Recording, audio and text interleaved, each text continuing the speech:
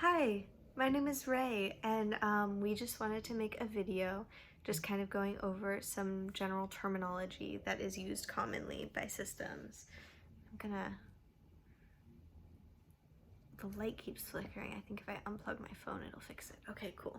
But yeah, so we made this list a long time ago, and I might, as we go, realize that there are some things to add to it, but I'm just gonna go through a list of different terms that are used commonly by systems, and it's pretty much in alphabetical order, I think. So let's go. We start out with age sliding. So alters, I'm one of the alters in our system who age slides. I don't really have a specific age that I identify with. And some people, when they age slide, it's more extreme. Like sometimes they'll be a child and sometimes an adult.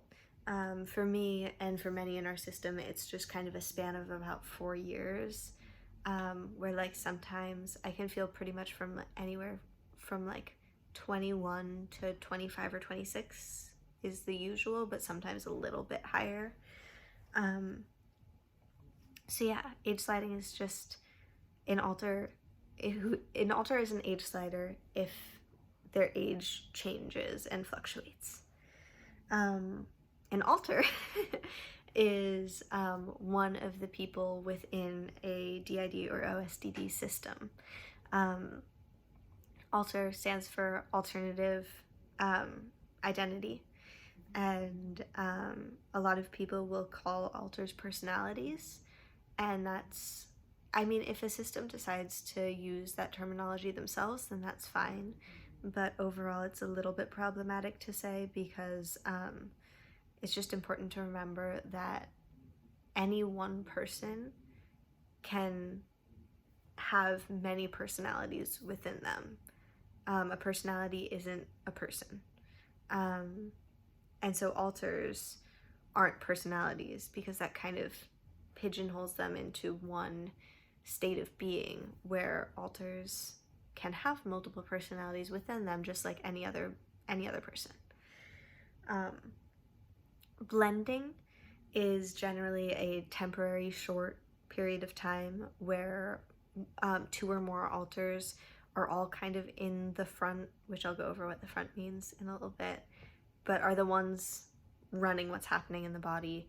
And it's at a point, we usually use the terms blending or blendy when it's at the point where it's hard to tell where one of you starts and the next one of you stops and the next starts, and it feels like you've all become a little temporary smoothie.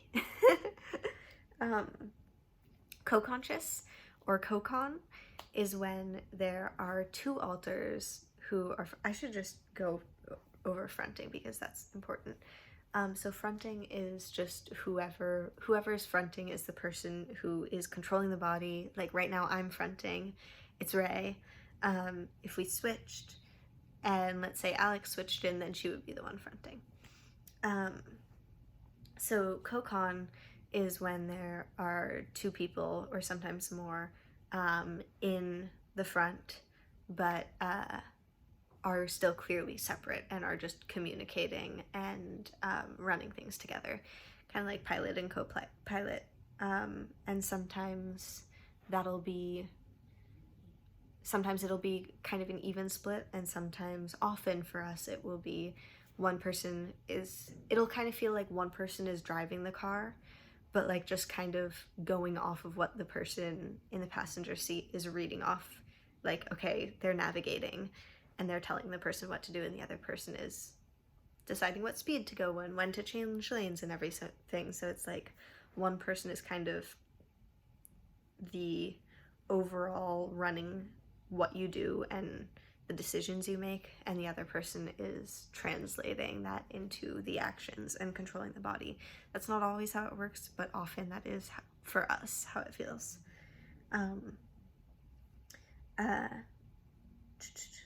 Dissociation is when you feel disconnected from yourself, from your body, from reality. And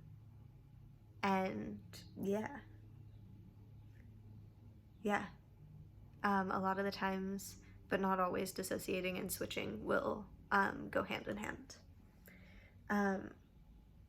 A fragment, we don't like to use this term really. Fragments are generally characterized as alters who are generally stuck in like one trauma memory or one emotion or something. But we don't really like to use those terms because we think that oftentimes who people would consider to be fragments are just people who are struggling and are stuck in something but have more to them, and it kind of, the way people will talk about them sometimes makes them seem like less than or not as real as alters. So we don't use that term personally.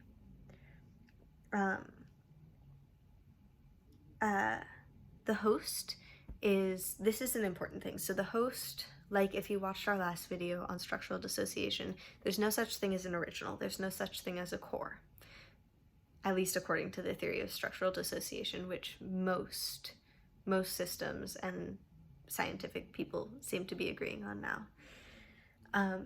But a host is just the alter whose role at the time is to be dealing with the most day-to-day things, and who is the one who spends the most time fronting or the most time out in the body.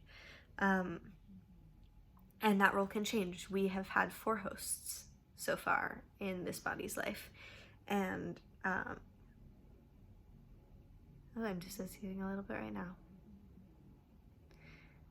But yeah, we have had 4 hosts, and there are also systems who don't function with a host and just share time. And that's actually kind of what we enjoy the most, and what we had for a few months there last summer, and we're hoping to get back to that because we enjoy when we're able to just share time.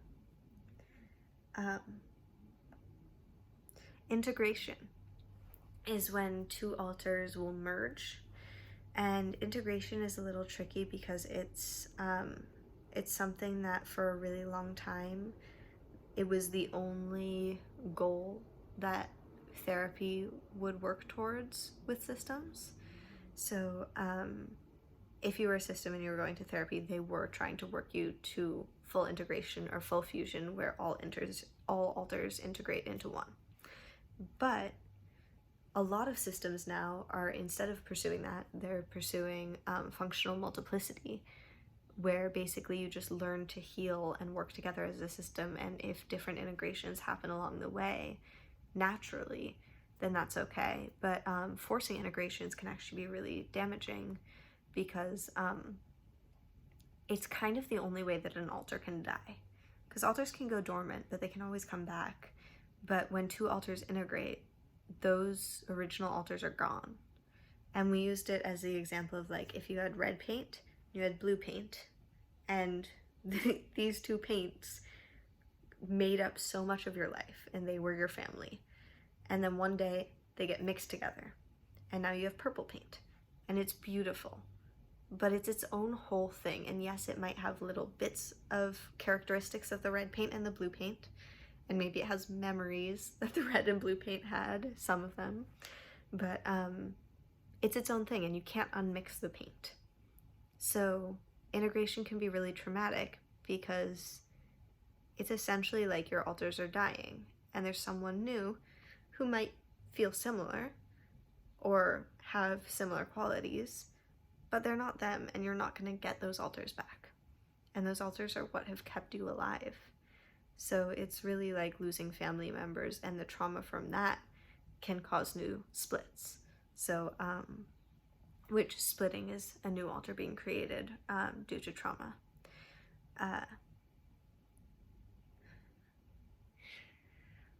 Dissociation.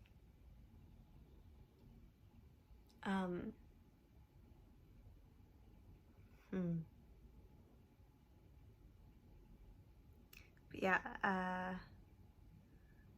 so more and more alters, or more and more systems, are moving away from trying to actively pursue integration, instead of just letting it happen along the way, if that's what happens naturally. The inner world is it's different for each system, and some systems have them, some don't. a lot of systems like ours have limited access, where there's some alters in your system who live there and it's very real and very tangible and very tactile and feels very much just like the external world, and they spend all their time there. And then some alters don't really have any access to it. And that's what ours is like. And inner worlds can be anything. A lot of systems just seem to have inner worlds that are like mansions, and everyone will have their own room. Ours, I don't have very good access, and most of us at front often don't have great access, but from what we've been able to tell, it's mostly like, it kind of feels like woods and like a map, and it will kind of just continue to grow if you just keep going, but then each altar or little groups of altars will have their own sections within the map, so it's not like everyone lives in the same building. It's like you can walk through and then maybe you'll find Willow's little cottage with her garden, and you might not be able to enter it or get into that area, but you know that that's where that is. So it's kind of like that. And that's just our personal one. In introject, there are two different types of introjects, and introjects are altars that basically were created and are in some way based on an external person or character that the body has experienced. So there are two different types. There are fictives and there are factives. Factives are just people who have actually existed. So you could have an altar that was created, and often they'll like look like their source, sound like their source, have similar characteristics, but they don't always have the same memories, and they don't always look, sound, or act like them. But it can be any real combination. And so factives are, it could be a family member that you know, it could be a mentor that you've had, a friend, it could be a teacher, or it could be like a celebrity or even a historical figure, but just based off of someone who existed. Or there are fictives who are generally based off of characters, and that can be anything from just like a character from a movie or TV show or book, to like a character from a comic book or a video game. And also altars can be anything. Altars can be animals, altars can be objects, altars, like not all altars are human. And that's mostly just because when you have a split, it's to have someone be there to who your brain thinks would be able to handle what you're going through that you can't handle. So like, I think we use this as an example for something else at a point. I don't know if it was on this or not, on this channel, but like imagine that you were going through something traumatic, you were being held underwater, or you were drowning or something. Maybe you would develop an altar who's a fish, because they would be okay, they'd be able to survive that. Okay, so littles are young altars, generally below the age of 7. We have a few, it's not a hard line, actually maybe it's more like up till the age of 9, but yeah, children altars. Middles are generally like preteens, and then there are teen altars, and then there are adult altars and ageless altars and all that.